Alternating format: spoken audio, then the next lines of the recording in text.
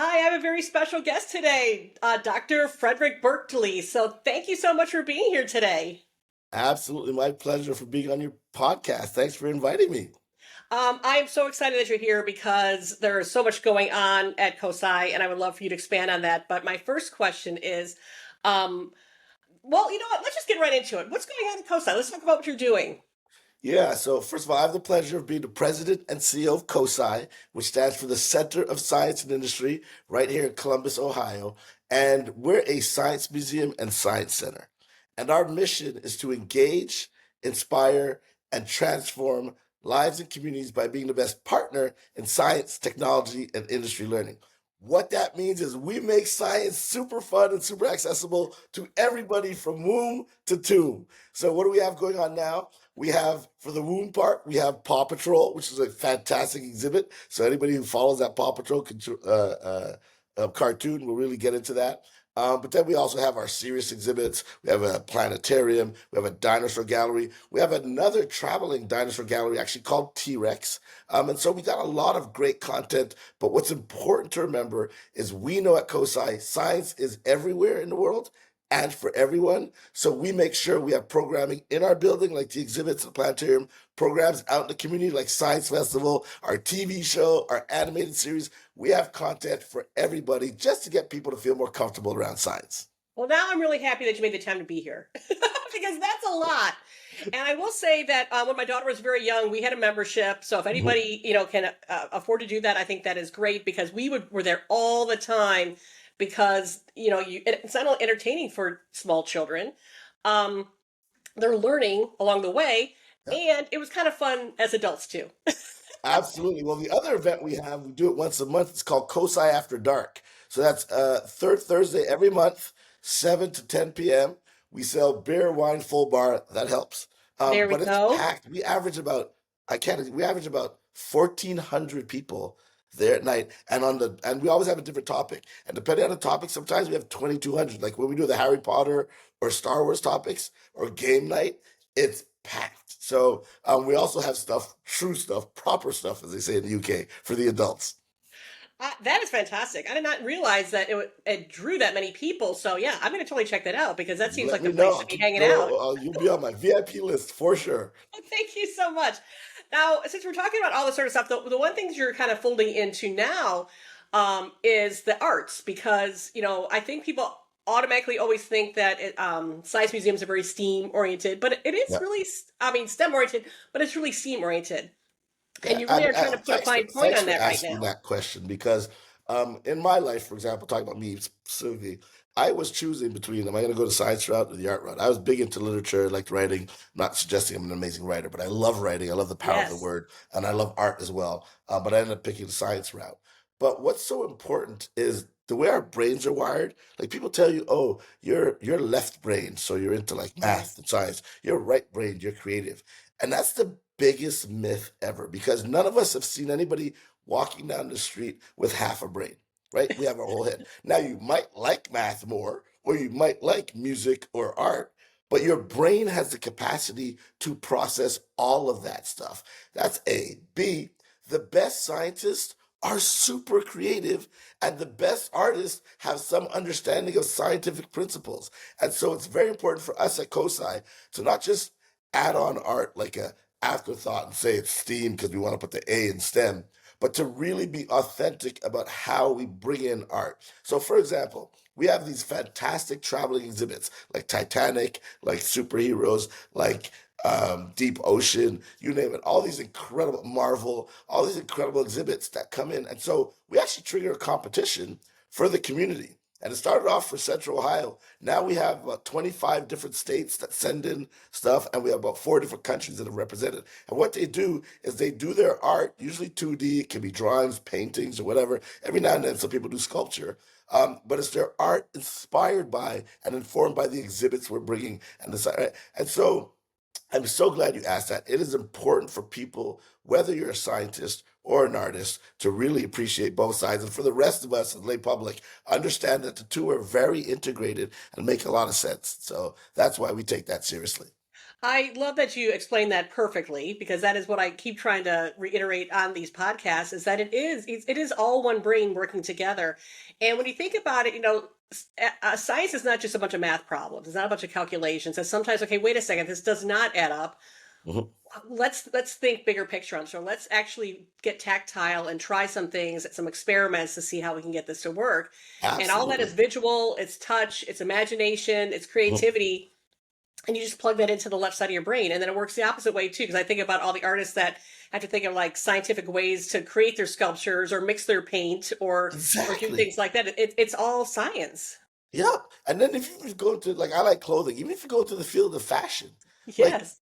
people need to understand that the reason why you like that pattern scheme is because your brain neurologically looks at patterns, looks at symmetry, and understands the mathematical modeling that makes those things look good. Or Yep. texture.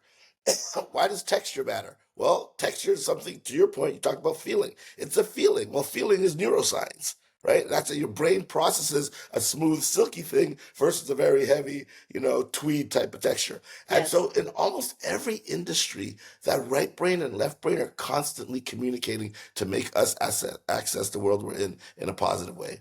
I love that you brought up fashion because everybody knows that you're one of the best dressed men in science. So Ah, say that again. I'm one of the just best kidding. I science. humbly appreciate you saying that. I'm quirky with it, but I do like experimenting with clothing. But you It's know so why? fun. Do you know why Or, I do like fashion?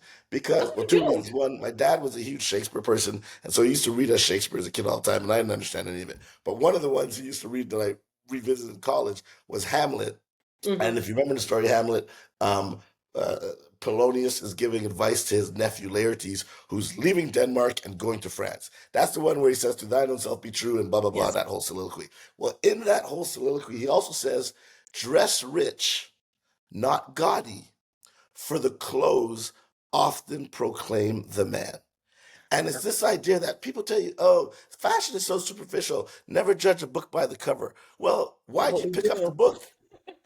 But we Why'd you pick up do. the magazine from the rack or the book from the thing? Exactly. Why? Because the cover got Yep. you excited. And so, whether you think it or not, how you present yourself, you're having a silent conversation with the world around you, and I'm not saying it's a good or bad thing, but they're judging you or interpreting you or assessing things about you based on how you physically look. Now, yes, of course, you want to meet the person and have a deeper conversation, Yeah, but yeah, get yeah. them to know you. But you don't talk to all the hundreds or thousands of people you see every day. So how you present yourself is how you show up in the world. And so that's why I like Yes. fashion. You can only talk to one person at a time. So if you're in a crowded room, what's going to draw you to that one person? So I There agree you go. 100%. I always like to have a little bit of flair when I go to to Well, you events do have too. the best glasses. I'll give you that. I love those frames. Whatever it takes, whatever it takes. And I like that you're kind of dipping your toe into my next question, which is about what you did as a kid. By the way, with Shakespeare, I was going to say too, you don't understand it until then you understand it, and then when you do, it just blows your mind. Um, Absolutely. I mean, just so deep and so relevant today. I mean, the stuff, we can just think of our election season. I mean, the yes. stuff is so relevant today, which is really cool. Exactly. Um, All right. So let's talk what about did I what you do did as as a a kid kid? because you did not just walk into this job. You somehow got into science and you did have a crossroads too because you said that you liked art as well. So let's talk about little Frederick. What did you do when Okay. you woke up in the morning? What was the most exciting Yeah, thing that you would do little in a day? Frederick, I was a running, jumping, skipping kid. I was a sporty kid. I played soccer, basketball, hockey, baseball, just ran around with my neighbors playing hide and seek outside. I was outdoors playing, playing, playing. And in fact, true story, I wanted to actually play professional hockey. That was my goal Oh in life. wow. I was either going to be a fireman or play professional hockey. I know they're not connected, but that's what I love. It's okay. And so I was always outdoors. The rest of my family was very, bookish. They would read books. My dad had a library in the basement. I never read. I wasn't into that. School was okay because I was the last of four. And so when you're the youngest one, you benefit from having older siblings. You kind of mature a little faster in terms of the learning curve. Yes, yes. But I love to play. But then this really interesting thing happened that got me into science. I had one of these video games. It was one of the first handheld video games. It's called ColecoVision Head to Head Football. Oh yes. And it took those square batteries. You know those batteries? I know your audience will know what I'm talking about. The batteries where, square ones where you stick out your tongue. and you do that and you feel that little shock. I know we've It all done sucks. that, right? And then we do it a second time. I don't know why, but we did. Anyway, so I took those batteries, and back then the games weren't energy efficient. So it would burn through the batteries. I didn't have money to keep buying batteries. And so I did what I thought was a smart idea is I went down to the basement and I found an old lamp and I cut off the cable from the lamp and I attached it to the red and black wire at the back of the video game. You know where this is going. And I plugged it in the wall. Best 10 seconds of my life. The 11th second, poof, my game actually got charred. I fried my board, my circuit board, and by the outlet there was like charring. And I was obviously really devastated that I ruined my game that I begged my parents so long to buy. But that got me so hooked and curious about nature because for the first time I said, this stuff called electricity that I'm like 9 years old, right? This stuff called electricity, 9, 10 years old. This stuff called electricity that you plug something in the outlet or you flick a switch and the light comes on. I'd been taking for granted up until that time. And then I realized there's something magical happening behind that wall, right? And how Right. does electricity work? And so then I became the annoying kid was like, how does this work? How does that work? Why does a caterpillar have all these legs? How does a tomato grow? And that's where my curiosity came. And that's how I got into science. But I was pretty athletic, but not particularly good that I would ever go pro or anything like that. But I did absolutely love sports. But it was blowing up my video game that got me really into the natural kind of world and science and figuring out how things work. Oh, that's fantastic. So then you went to college for that, I'm going to assume. And then, like, what was Well, your first college was job? tough because I applied Oh, to a couple schools. I wanted to actually leave and go really far. My parents were like, "You're way too young. You're gonna stay home and go to a local college." And so there's two English colleges where I grew up in Montreal, Canada. There's McGill University and Concordia. And so I applied to both of them. In Concordia, I applied to literature, and McGill I applied to mathematics and physiology, oh, and wow. got into both. And then literally just kind of decided to pick the science side, and then that's Well, where the I'm at. fates told So you wrong it at wasn't that a point. yeah, it wasn't obvious that I was going to go to science in college, but it worked out. So I did my undergrad and my graduate work at McGill. Then I did my research fellowship at Harvard Medical School and MIT. But I got into the science communication science museum world because as much as I love doing basic science research, and you'll love this, my PhD thesis is titled "The Immunopathogenesis of Retroviral Infection and Vaccine Development," which would normally, under normal circumstances, should mean nothing to anyone. But you bring a pandemic that's caused by a retrovirus where you need a vaccine. And even though my PhD was dusty for 25 years in the library of McGill, all of a sudden, for the first time in my life, I was an expert on something that actually mattered to this universe, which is really fun. That So anyway, is so I did all hilarious. that, and I continued my work at Harvard Medical School.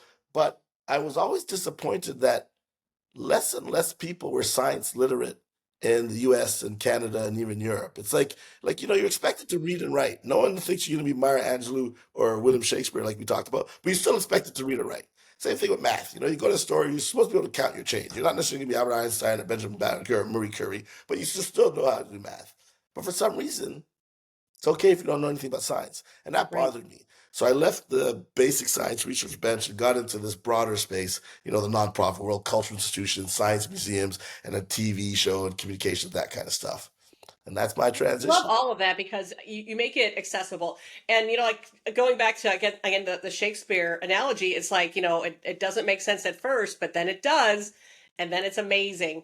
And it is a little bit like Shakespeare. You're not expected to necessarily understand everything right away, but then if you put it in a different format, like for me, I Mhm. remember we had to learn Romeo and Juliet back in high school, Mhm. and you're trying to read it, but then somebody said, hey, let me put this movie on, and then you would watch it. It's the same words that you're reading, but when you get to see it as well, it starts making more sense. Absolutely. And that's Absolutely. that's essentially what happens at COSI. Is like you are presenting things in a different way, even with the TV show, Yeah. so people can understand it better, because once they do, it's going to really blow their mind. Well, and I love where you ended there. And that's the whole thing. When someone understands even the simplest or smallest of scientific principles or some kind of technology, they love it. Like Hmm. people are like really geeked out when they get it. It's like that Yes. aha moment happens over and over. And it's really cool to see. And I love it where sometimes it takes, like, you guys to put on little explosions and things like that as that real attention getter, because that's, things that really I guess we see around all the time, like in TV and things like that. Things are always exploding or catching fire. But then it's like, well, if I can add it here, that's what's really gonna engage people. So I love that you really explore that element of what is gonna grab people Absolutely. and want them I to do mean, you know, more. it's not, and it's funny because we're not trying to be a circus, but the fact of the matter is, theater matters, right? When you can be theatrical about stuff, Yes. you're grabbing people's attention. And then the question is, what do you do with them when you got that attention, right? So you blow up, which we do a lot of, blow stuff up on stage, liquid nitrogen smoke, and so we get you excited. But then, we send in these little nuggets and little things, and you're like, oh my gosh, I didn't know that. I understand that. Very cool. I did not even connect that theater with science, but that's exactly it. And it works. It 100%. totally works. Yeah. Um, so fantastic. So now you are working away, changing the world with science, making everybody understand it. So you might need a moment to just unplug. So what do you indulge in that is, just kind of gets you to step away from all of that excitement? I'm gonna out myself. Only for you. I'm gonna out myself Okay. to be completely Nobody's transparent. watching. Um, The first one's not really an out. I do like to play around in the kitchen. I'm a foodie. I love like experimenting with cooking. Yep. But the Also outing part science. is I binge watch Netflix like crazy. So Oh, I love anytime hearing there's that. something that's semi-cool and whatever, I can't watch it like one episode at a time. Like I'll wait till that season's done and then I'll plow through. So I'll work till like 11 o'clock at night and then I'll binge watch till like 3 in the morning and then get a little bit of sleep and stuff. So I know it's not ideal. I know I should sleep longer, but I will binge watch any great series from HBO's. Oh my gosh, now I'm blanking on it. From HBO's Gilded Age to Oh yeah. to Peaky Blinders Yes, to you yes. you name it. I'll watch whatever Two the of my show's on. favorites and two very binge-worthy shows. And like, I'm gonna guess that because I kind of operate the same way. When the writing is so great and you're kind of learning something along the way, a little bit of history, because both of them kind of touch on things that You actually happened in nailed it. history. I am in. I am You in to the nailed it. end. And 100%. Sorry. Yeah. Keep going. That's I fine. just love what you're saying. I love that, and I love like you have this guilty pleasure of binge watching because, like I said, every once in a while I do too. And maybe we'll have to compare notes of shows that we also like because I think we kind of like a lot of the same things. You got absolutely Empire, you name it. I'll binge watch Oh anything. yeah, that's a good It's one not too. anything, but anything. But I really like what you said because a lot of times people think, and maybe a lot of stuff on TV or YouTube that's not necessarily great. But a lot of these creative programs and these series, they are really well written. The Mm-hmm. history, if there's a historical context, is so phenomenal. And Yes. it's great eye candy too, but you're actually getting a lot out of it. So I'm glad you gave that. It's not just that I'm bored out of my mind. It's like, watching Peaky Blinders and understanding how Birmingham worked, in the late 1800s is pretty darn cool. Yeah, one of the things that interests me when I started doing some of this podcast discussion with people is that I found out that a lot of people, for example, would binge watch, shows like Desperate Housewives or something like that. Mhm. And I even thought that was kind of interesting because it is literally people still unplugging from their life into something else because they have to relax that Yep. left side of the brain. So we ask to push that side so much Yep. that we have a hard time unplugging it. If a glass of wine and the housewives do it for you, I think that's great. But I'm also going to plug there's a lot of better shows out there that are just as Yep. enjoyable and almost as Well, dramatic too. and you did bring up the wine since you went there. I do make a mean cocktail, bourbon based or gin based or vodka. So I do imbibe while I'm doing these binge watching too, just to I close that oh, loop of outing myself. we could totally hang because I bourbon is one of my favorite drinks. Well, I'm counting on that. I will make that happen. You bet. All right, perfect, perfect. Thank you so much for being here today because I think I love getting the little sneak peek into a little more about you, but just really, I really appreciate you just explaining just that connection, that left right brain connection, how it is so important. Do not feel like you are um, falling short with science because you don't think you understand it. It just has to be explained. And just like with anything, it's like you didn't know how to drive a car. And I say that because we just go through the process of teaching our daughter how to drive. And she Mhm. was like in a panic, like the whole time starting, like, I'm afraid something's going to happen. But now you can send her off anywhere because she didn't know before and now she does. That's all it is. Just get in there and try it. And I start with COSI too, because like I said, you're gonna have a fun time too while you're there. Well, I But really like that it is analogy. I've also never thought great. about that specific analogy. That's a great one. Because before you know how to drive a car, you're just like, I can't do this. This is a big, How do you heavy keep it between the object. I'm going lines? to I hurt don't even somebody, understand. etc. And then you learn to drive it, and it's you don't even think about it. I Right. love. Thank you for that. That's a Not a great problem. analogy. It's yours. You can borrow that anytime. You got it. You All got it. right. Thank you Well, so thank much. you And so much for having me on your podcast. Really appreciate it. I know I did my research. I saw a whole bunch of folks who you've interviewed, so I'm humbled to be part of that group and alumni now. But thank you so much. I appreciate you're it. so welcome. And I'll have information about COSI in the notes so people can look more into it. They can find out more about, what you're having on display, the whole Mhm. schedule, the after hours, all of that will be on the website and You it'll got just be it. a click away. So And what I'll thank do, I'll you. send you after this the link to the Dr. Bean 3. That's our short animated series. It's about 4 minutes long. The one we talk about the left brain, right brain. So it's a fun Oh my gosh, animated that series. I'll send that to you. You can include that too, but it's fun. You'll enjoy it.